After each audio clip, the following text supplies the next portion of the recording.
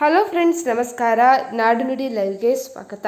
ಸ್ನೇಹಿತರೆ, ನೀವೇನಾದರೂ gas cylinder booking ಮಾಡುವುದಾದರೆ ಇದೀಗ ಈ ನಿಯಮದಲ್ಲಿ ಮಹತ್ವದ ಬದಲಾವಣೆಯನ್ನು ಮಾಡಲಾಗಿದೆ. ಇನ್ಮುಂದೆ 26 ದಿನಗಳ ಗ್ಯಾಪ್ ಕಡ್ಡಾಯ. ಹಾಗಿದ್ರೆ ಯಾವಾಗ ನೀವು ಗ್ಯಾಸನ್ನು ಬುಕ್ ಮಾಡಬೇಕಾಗಿ ಬರ್ಬೋದು? ವಿಡಿಯೋವನ್ನು ಕಂಪ್ಲೀಟ್ ಆಗಿ ವಾಚ್ ಮಾಡಿ. ಅಡುಗೆ ಅನಿಲ ಬಳಸುವ ಗ್ರಾಹಕರಿಗೆ ಕೇಂದ್ರ ಸರ್ಕಾರ ಮತ್ತು ತೈಲ ಕಂಪನಿಗಳು ಹೊಸ ನಿಯಮವನ್ನು ಜಾರಿಗೆ ತಂದಿವೆ. ಗ್ಯಾಸ್ ಸಿಲಿಂಡರ್ಗಳ ದುರುಪಯೋಗ ತಡೆಯಲು ಮತ್ತು ಎಲ್ಲರಿಗೂ ಸಮಾನವಾಗಿ ಸಿಲಿಂಡರ್ ಅನ್ನು ವಿತರಿಸಲು ಈಗ 26 ದಿನಗಳ ನಿಯಮವನ್ನು ಕಡ್ಡಾಯಗೊಳಿಸಲಾಗಿದೆ.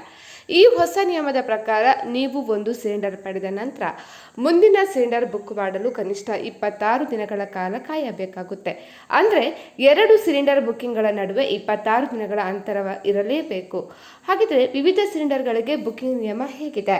14.2 kg ಸಿಲಿಂಡರ್ ವರ್ಷಕ್ಕೆ ಗರಿಷ್ಠ 15 ಸಿಲಿಂಡರ್ಗಳನ್ನು ಮಾತ್ರ ಬುಕ್ ಮಾಡಲು ಅವಕಾಶ ಇದೆ.